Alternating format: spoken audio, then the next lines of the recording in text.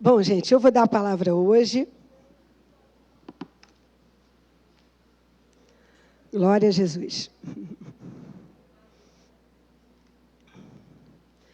Eu vou dar a palavra hoje e vou pedir que a gente possa agora fechar os olhos para orar. Aleluia, Jesus. Senhor, muito obrigada por esse dia, muito obrigada por essa manhã. Te pedimos em nome de Jesus, que Tu fales ao nosso coração, que Tu fales, Senhor, ao nosso espírito. Ajuda-nos, Senhor, a transmitir a Tua palavra, Senhor, para a honra e glória do Teu nome. E que essa palavra possa mudar os nossos corações, possa mudar, transformar, em nome de Jesus. Amém, Senhor, amém.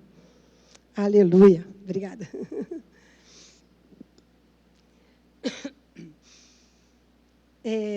Nós estamos vivendo, né, momentos bem agitados, né? Obrigada, querido. Em termos mundiais, com essa guerra. E, de novo, as pessoas estão polarizando. Não, eu sou a favor disso, eu sou a favor daquilo, é assim, é assado.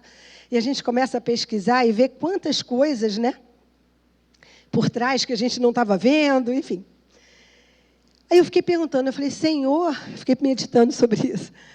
Eu não gostaria de estar na pele de nenhum desses presidentes, desses líderes que têm que tomar decisões importantíssimas e que têm a sua opinião e que pensam de uma maneira, enfim. Eu fiquei pensando nisso, eu falei, sinceramente, eu não gostaria de estar. Mas eu lembrei que eu também tenho as minhas guerras. Eu também tenho as minhas dificuldades. Eu também tenho que tomar decisões. Eu preciso, muitas vezes, saber para onde eu vou. Se eu vou para a direita, se eu vou para a esquerda, se eu fico parada. Muitas vezes nós somos confrontados e temos que tomar uma decisão. Aí eu me lembrei de um livro que eu li há muito tempo atrás, que diz assim, Em seus passos, o que faria Jesus? Já o título é impactante, né? Em seus passos, o que faria Jesus? Do autor Charles M. Sheldon. E eu fiquei pensando, Senhor, o que eu faria? O que eu faria em algumas situações? O que eu devo fazer, né, para tomar decisões importantes na minha vida, no dia a dia?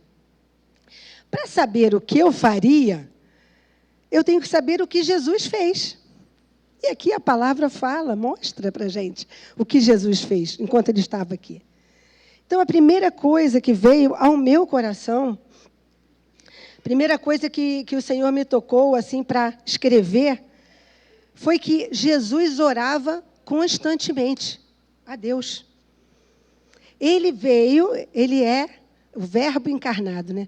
Deus deixou toda a sua glória para viver aqui como um homem, para passar toda aquela situação e depois morrer numa cruz e depois ressuscitar.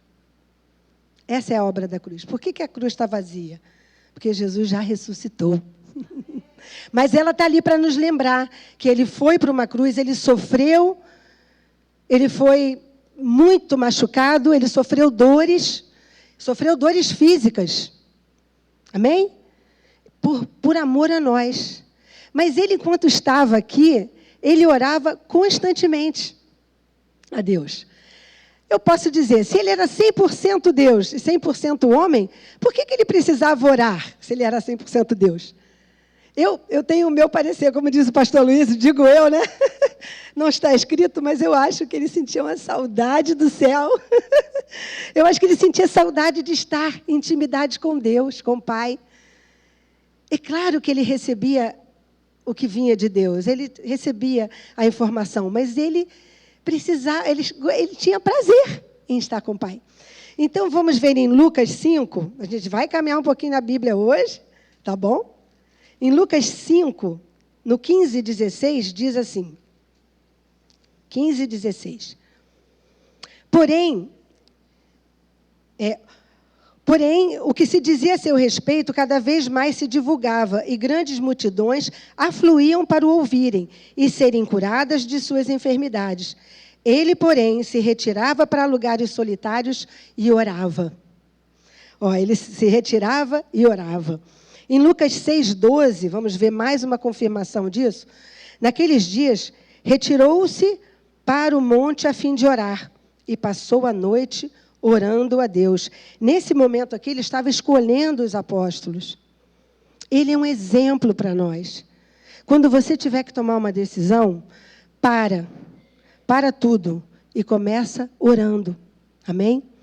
Começa orando. Muitas vezes a gente é pressionado a tomar uma decisão e a gente quer logo tomar uma decisão, a gente nem ouviu ao Senhor, a gente nem orou, a gente já sai logo tomar uma decisão, porque a gente é pressionado. Então, até mesmo para escolhas dos apóstolos, ele se retirou para orar. E Deus é Deus Todo-Poderoso. Amém? Vamos aprender com o seu exemplo. Em Mateus 11, Mateus capítulo 11, do 25 a 27. Por aquele tempo, exclamou Jesus, graças te dou, ó Pai, Senhor do céu e da terra, porque ocultastes essas coisas aos sábios e instruídos e as revelaste aos pequeninos. Sim, ó Pai, porque assim foi do teu agrado. Tudo me foi entregue por meu Pai. Ninguém conhece o Filho, senão o Pai. E ninguém conhece o Pai, senão o Filho, e aquele a quem o Filho quiser revelar. Então, ele estava em constante oração. A gente lembra, na hora da multiplicação dos pães, ele apresentou o pão. Obrigada, assim, né? Apresentou o pãozinho que se multiplicou. E o peixe. Quando ele estava ali, no momento de grande aflição, que é no Getsêmani, Mateus 26, do versículo 36 até o 39. Vamos ver aqui. 36. Em seguida, foi Jesus com eles a um lugar chamado Getsêmani e disse a seus discípulos, assentai-vos aqui enquanto eu vou ali orar. E levando consigo a Pedro e aos 2 filhos de Zebedeu, começou a entristecer-se e angustiar-se. Até o 39. Então lhes disse, a minha alma está profundamente triste até a morte. Ficai aqui e vigiai comigo. Adiantando-se um pouco, prostrou-se sobre o seu rosto, orando e dizendo, meu Pai, se possível, passe de mim este cálice. Todavia, não seja como eu quero, e sim como tu queres. E graças a Deus, por essa oração, nós estamos salvos. Aleluia! Por esse momento em que ele disse, se possível, passa de mim esse cálice, mas não seja feita a minha vontade, mas a tua. O Senhor se entregou por nós, e ele precisou orar, ele precisou colocar diante de Deus. Então, nós, quando tivermos que tomar decisões, a primeira coisa que a gente vai fazer é orar. Vai parar tudo. Vai parar tudo e vai para o nosso cantinho ali, nosso quarto de guerra, e vai orar. Senhor, o que eu tenho que fazer? Eu aceito esse trabalho ou não aceito?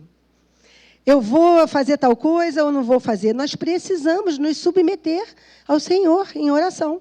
Amém? Então, qual outra coisa que também ele fez? Em Mateus 7,7. São vários versículos que falam da oração. Mateus 7,7 fala assim. Essa aqui é uma dica para a gente, tá? Mateus 7,7 fala assim, pedi e dar-se-vos-á, buscai e achareis, batei e abrir-se-vos-á. Pois tudo o que pede, recebe, o que busca, encontra, e a quem bate, abrir-se-lhe-á. Aleluia, glória a Deus. Então, outro versículo que ele também nos ensinou, Mateus 6 e 7.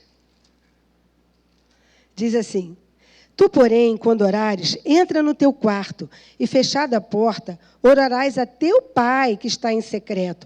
E teu Pai que vem em secreto te recompensará. Amém? E o 7. E orando, não useis de vãs repetições, como os gentios, porque presume que pelo seu muito falar serão ouvidos. Não vos assemelheis, pois, a eles, porque Deus, o vosso Pai, sabe o de que tendes necessidade, antes que lhe o peçais. Amém? Então, você tem base bíblica para ver que a primeira coisa que você vai fazer é o quê? Orar. Ai, Senhor, me dá direção, me dá luz. Nessa situação que eu estou passando, nesse momento de decisão, eu preciso tomar uma decisão importante. Senhor, fala comigo. Amém? E também, depois você pode ler em casa, em João 17, é a oração sacerdotal de Jesus. Ela é meio longa, então vou deixar para você ler em casa. Amém? Então, a primeira coisa que veio à mente é, Jesus orava constantemente. Se ele era perseguido, ele orava. Se ele era honrado, que colocavam tapete vermelho para ele passar, ele orava. Porque, às vezes, quando a gente é perseguido, a gente ora. Mas, quando a gente é muito louvado, a gente até esquece de orar. Não é verdade? Então, tem que orar todo o tempo, para não cair em tentação da vaidade. Então, vamos estar orando. Amém? Vamos pedir a Deus para Ele dar essa... Você vai tirar toda a ansiedade. Não andeis ansiosos de coisa alguma. Em tudo, porém, sejam conhecidas diante de Deus as vossas petições, pela oração, súplica e clamor, com ações de graça. E a paz de Deus, que excede todo entendimento, guardará os vossos corações e as vossas mentes em Cristo Jesus. Filipenses 4, 6 e 7. Amém? Então, vamos orar. A segunda coisa que Jesus fez é que ele ensinava. Em Mateus 5, são muitos versículos, talvez eu vá pular alguns. Em Mateus 5, 1 e 2, ele fala assim: vendo Jesus as multidões, subiu ao monte, e como se assentasse, aproximaram-se os seus discípulos, e ele passou a ensiná-los, dizendo... Aí ele começa a fazer o quê? As bem-aventuranças. Gente, eu vou dar uma dica. Leiam o Mateus capítulo 5, 6, 7 até o 8. Leiam, é maravilhoso. Isso aqui, para nós cristãos, é a base da nossa vida. A gente olha assim, isso aqui é uma coisa boba, né? A gente pensa, né? A gente pensa assim, isso aqui é uma coisa fácil. Não é, não. É muito forte as coisas que ele diz. Então, eu vou deixar umas dicas aqui, ó. Mateus 5, no 43. Não vai dar para ler todos os 3 capítulos, mas do 43 ao 48, que fala do amor ao próximo. Ouvistes o que foi dito, amarás o teu próximo e odiarás o teu inimigo. Eu, porém, vos digo, amai os vossos inimigos e orai pelos que vos perseguem, para que vos torneis filhos do vosso Pai Celeste, porque Ele faz nascer o seu sol sobre maus e bons, e vir chuvas sobre justos e injustos. Porque, se amardes os que vos amam, que recompensa tendes? Não fazem os publicanos também o mesmo? E se saudardes somente os vossos irmãos, o que fazeis demais? Não fazem os gentios também o mesmo? Portanto, sede vós perfeitos, como perfeito é o vosso Pai Celeste. Então, aqui tem umas dicas importantes dentro dessas bem-aventuranças que nós temos que tomar posse. Fala da vingança, enfim, são vários ensinamentos que é muito importante que a gente esteja sempre lembrando. Amém? Um outro ponto que Jesus fazia, ele se compadecia, ele até chorou. Vamos ver? Em Mateus 9, 35... Mateus 9, do versículo 35 e 36, fala assim: e percorria Jesus todas as cidades e povoados, ensinando nas sinagogas, pregando o evangelho do reino e curando toda sorte de doenças e enfermidades. E quando acontece também a ressurreição de Lázaro, que está em João capítulo 11... 35,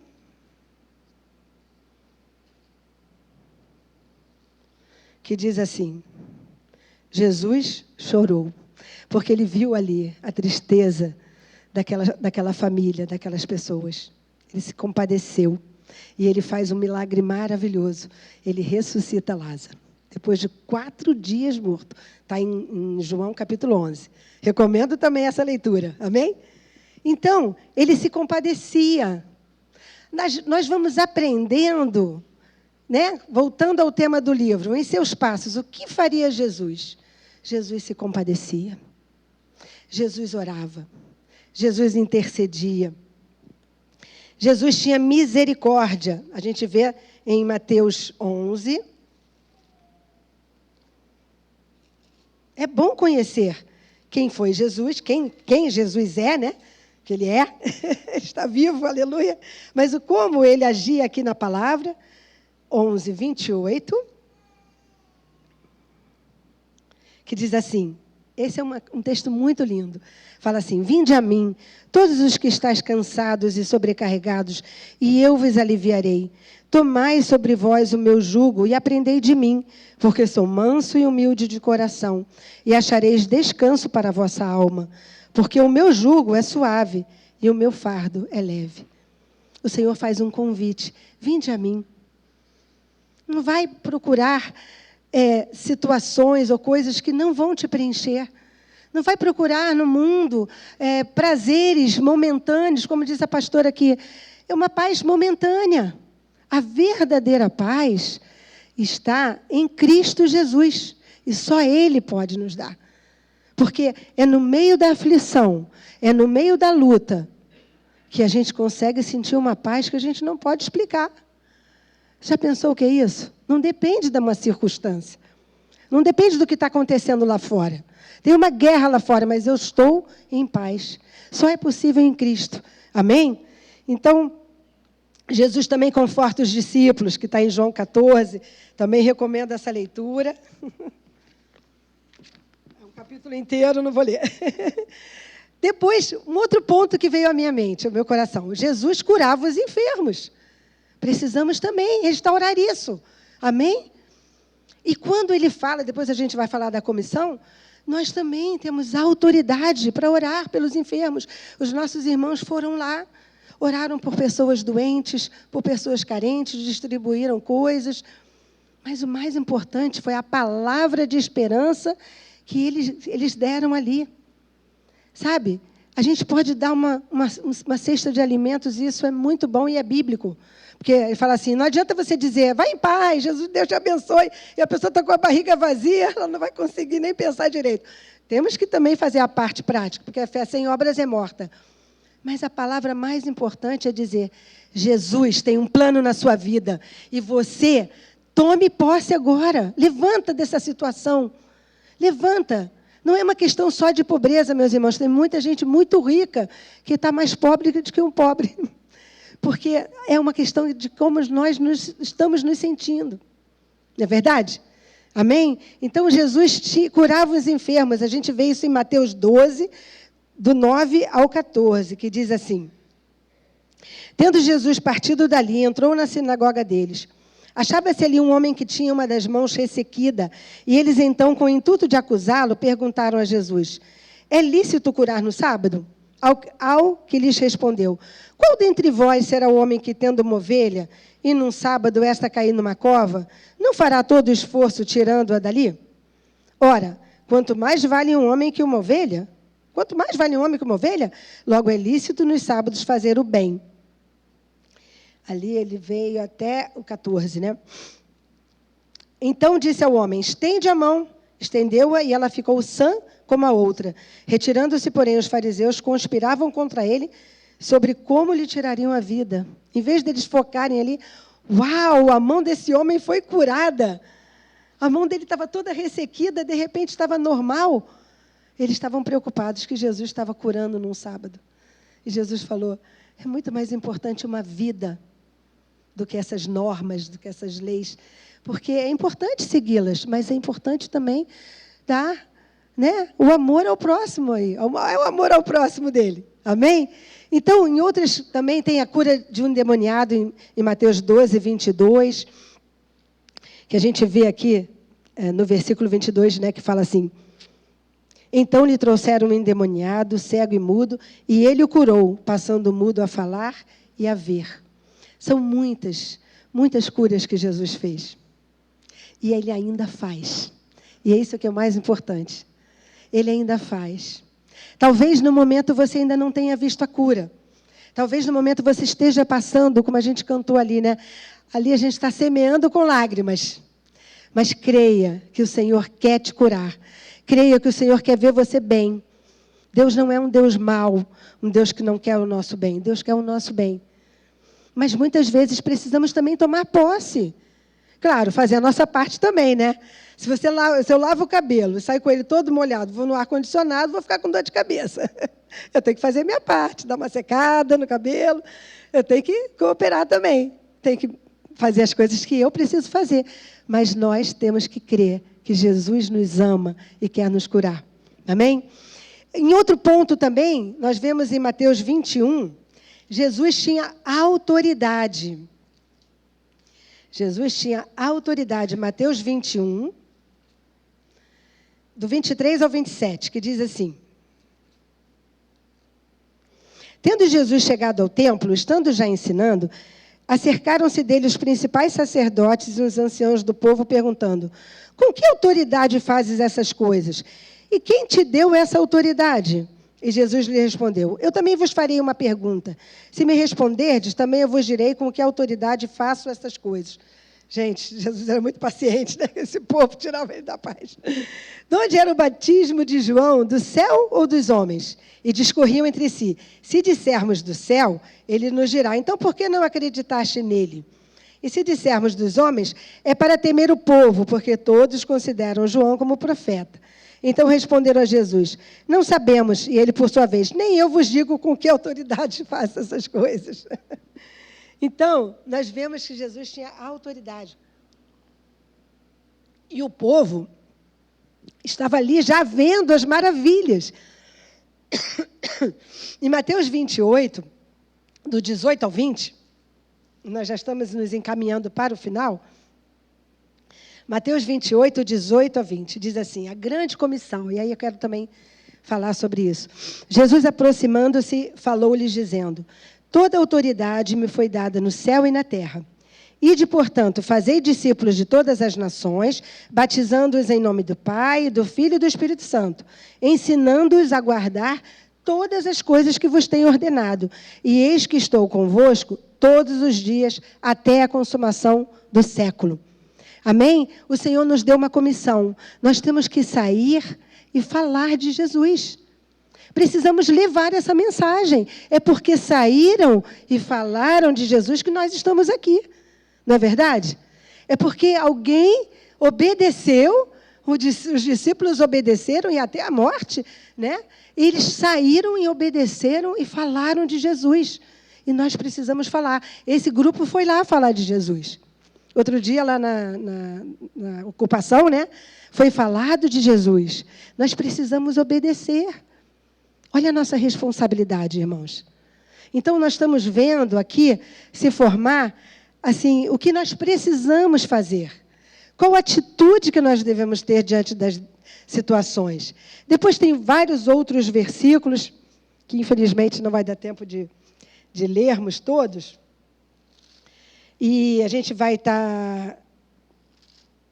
Podemos até deixar alguns capítulos aqui com os irmãos, quem quiser, para poder ler em casa. Jesus pregando em Nazaré. E outros versículos também que falam da autoridade dele.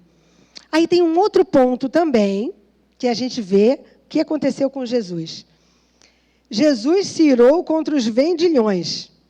Vamos ver em João 2. O que aconteceu com Jesus? Porque a figura de Jesus é muito doce, né? É muito amável. É uma figura, de repente, aconteceu alguma coisa que Jesus ficou muito irado. Mas a Bíblia diz: irai-vos e não pequeis. Bom, eu não consigo mirar e não pecar, então é melhor eu não mirar. Jesus conseguiu se irar e não pecar, porque ele ficou indignado, vamos dizer assim, né? João 2, 13 ao 17, fala assim: estando próxima a Páscoa dos judeus, subiu Jesus para Jerusalém e encontrou no templo os que vendiam bois, ovelhas e pombas e também os cambistas assentados. Tendo feito um azorrague de cordas, expulsou todos do templo, bem como as ovelhas e os bois. Derramou pelo chão o dinheiro dos cambistas, virou as mesas. Disse aos que vendiam as pombas: tirai daqui essas coisas, não façais da casa do meu pai casa de negócio. Lembraram-se os seus discípulos do que está escrito: o zelo da tua casa me consumirá. Olha só, gente, que coisa, né? Impressionante isso. 27. Até o 27. Perguntaram-lhe, pois, os judeus, que sinal nos mostras para fazeres essas coisas? Jesus lhe respondeu. Aí ele fala, dos vendilhões é até o 17 mesmo, depois aqui é outro texto. Lembraram-se os seus discípulos do que está escrito, o zelo da tua casa me consumirá. Isso tem a ver com o Salmo 69:9, que diz que o zelo da tua casa me consumirá. Meus irmãos, nós temos que aprender com Jesus que ele não pecou, porque a palavra de Deus é clara em dizer que Jesus não pecou em coisa alguma. Em tudo ele foi perfeito. Mas a gente olha essa situação aqui, eu posso imaginar as mesas caindo, as moedas caindo, porque eles estavam dando um jeitinho para ter um dinheiro para eles. Porque as pessoas iam para sacrificar os animaizinhos, levavam os animaizinhos ali para sacrificar, mas quem vinha de longe tinha que fazer, não podia trazer um animal de longe. Então, ele comprava ali na hora e trocava a moeda. E, nessa troca, alguém saía lucrando, alguém estava ganhando, uma coisa que não era para ganhar. Então, Jesus ficou indignado. Eu faço essa pergunta a mim. Quando eu vejo alguma coisa contra a vontade de Deus, eu fico indignada? Eu fico irada no sentido positivo da coisa, de dizer, isso é um absurdo. Meus irmãos, nós estamos aceitando o pecado, nós estamos aceitando as coisas, nós estamos aceitando as situações e dizendo, o que a gente pode fazer? No mínimo, a gente pode orar. Não vou dizer que a gente vai confrontar, nem magoar ninguém, nem ser rude com ninguém, mas nós não podemos aceitar certas situações. Eu fico pensando, às vezes eu passo na rua e vejo uma pessoa no chão assim, eu fico, meu Deus, como deve entristecer o coração de Deus ver uma pessoa ali. Como eu gostaria de poder assim, levantar aquela pessoa e dizer, olha, Jesus te ama ali, vem para Jesus, muda a tua vida. Nós não podemos achar que isso é normal. Infelizmente, a gente vive num centro assim, urbano, grande, e a gente acaba aceitando as coisas como normal. Precisamos entender e chorar com os que choram. Se alegrar com os que se alegram, mas chorar com os que choram. Nós estamos ficando endurecidos, meus irmãos, e nós precisamos mudar isso. Jesus ficou indignado com um absurdo que estava acontecendo ali. Então, ele já, como eu disse, a Bíblia diz em Efésios, vamos ler aqui só para completar esse texto.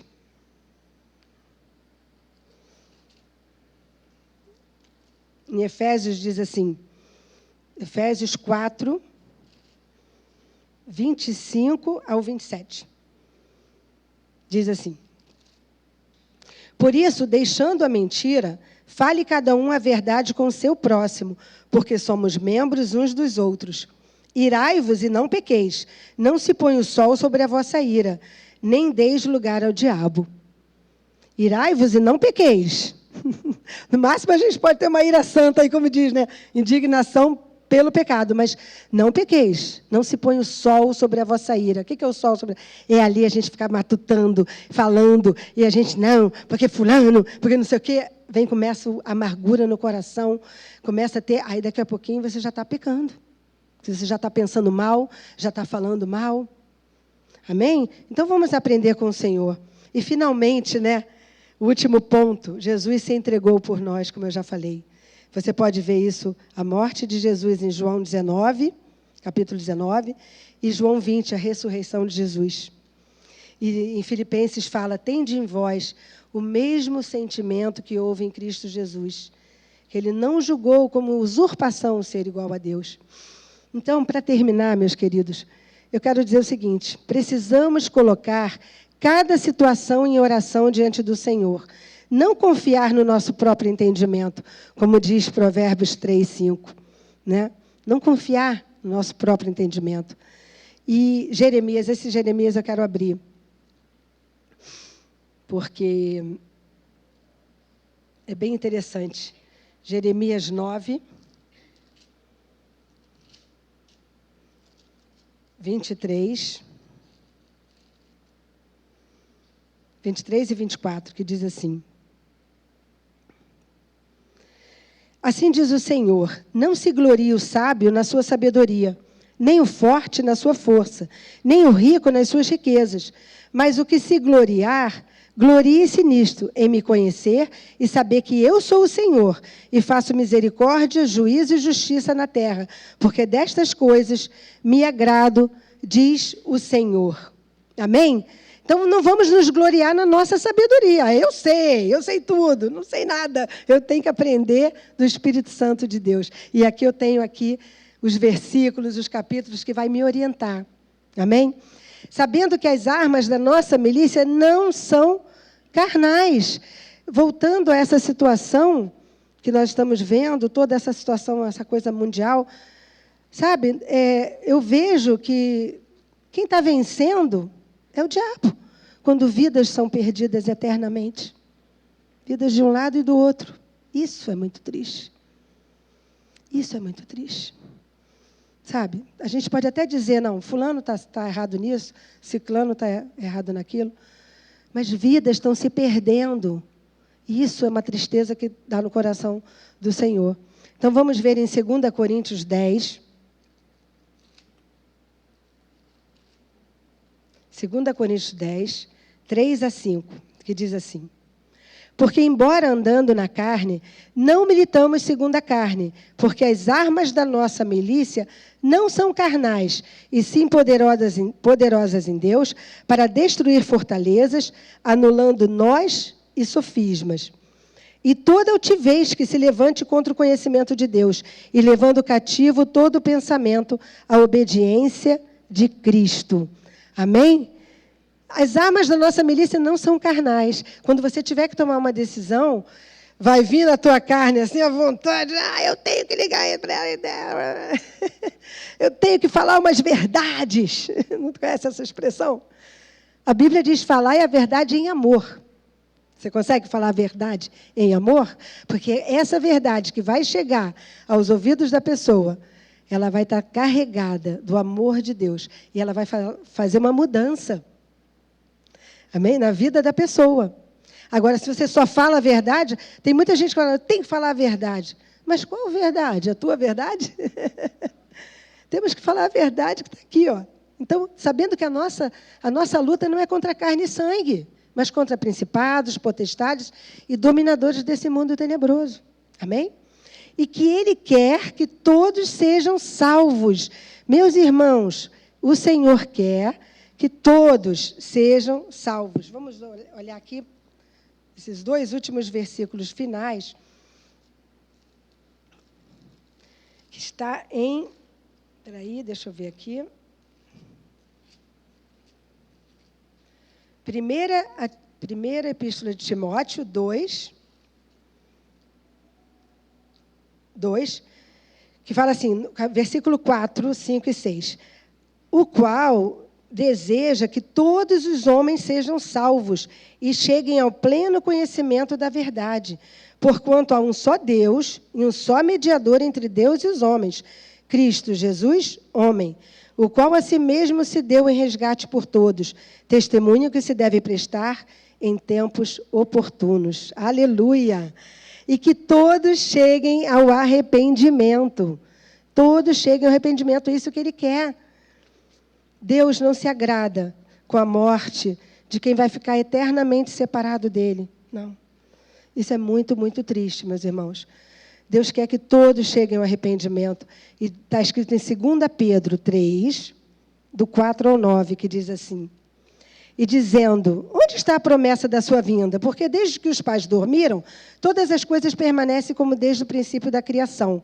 Porque deliberadamente esquecem que de longo tempo houve céus bem como terra, a qual surgiu da água através da água pela palavra de Deus, pela qual veio a perecer o mundo daquele tempo afogado em água. Ora, os céus, que agora existem, e a terra, pela mesma palavra, têm sido entesourados para fogo, estando reservados para o dia do juízo, dia com letra maiúscula, e destruição dos homens ímpios. Há, todavia, uma coisa, amados, que não deveis esquecer, que para o Senhor, um dia como 1000 anos, e 1000 anos como um dia. Não retarda o Senhor a sua promessa, como alguns a julgam demorada. Pelo contrário, Ele é longânimo para convosco, não querendo que nenhum pereça, senão que todos cheguem ao arrependimento. Aleluia. Ele quer que todos cheguem ao arrependimento. Nós não podemos nos ficar inflamados com raiva, porque não é por aí. Porque nós temos que clamar. Nós temos que clamar por essa guerra, para que cesse essa guerra, que vidas inocentes parem de morrer de um lado e do outro. Nós não podemos aceitar.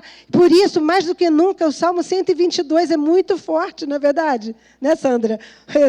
Orai pela paz de Israel, de Jerusalém. Vamos orar, vamos clamar, porque o príncipe da paz tem que reinar naquele lugar. E vidas serem salvas. E para terminar mesmo, Gálatas 2:20, diz assim, Gálatas 2:20 diz assim: logo, já não sou eu quem vive, mas Cristo vive em mim. E esse viver que agora tenho na carne, vivo pela fé no Filho de Deus, que me amou e a si mesmo se entregou por mim. Aleluia. Vamos ficar de pé, irmãos.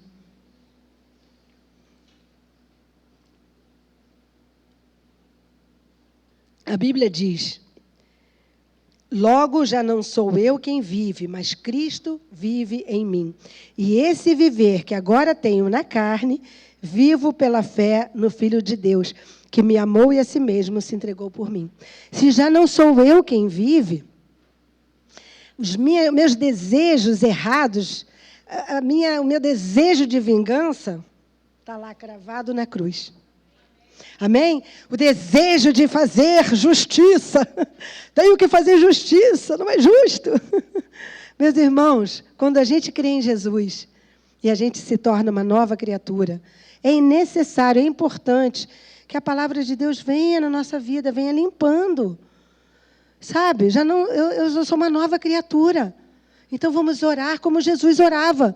Vamos aprender como Jesus nos ensinou. Amém? Vamos orar agora em nome de Jesus. Pai, muito obrigada pela Tua palavra, Senhor, rica e poderosa, Senhor, que eu tenho certeza que é uma semente poderosa que vai cair nos nossos corações. E quando lermos cada detalhe, as bem-aventuranças, o Novo Testamento, quando a gente lê, Senhor, como a gente aprende, Pai, a Tua vida. Senhor, em nome de Jesus, vai transformando a nossa mente, Pai.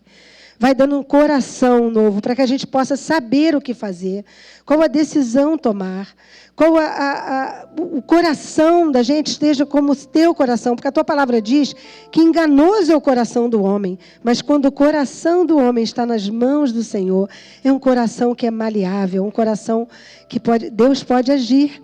E em nome de Jesus nós entregamos, porque a Tua palavra diz: filho meu, dá-me o Teu coração. Hoje o Senhor está te falando: filho meu, dá-me o Teu coração. Eu quero agir no Teu coração. As suas guerras eu vou lutar por você. Em nome de Jesus.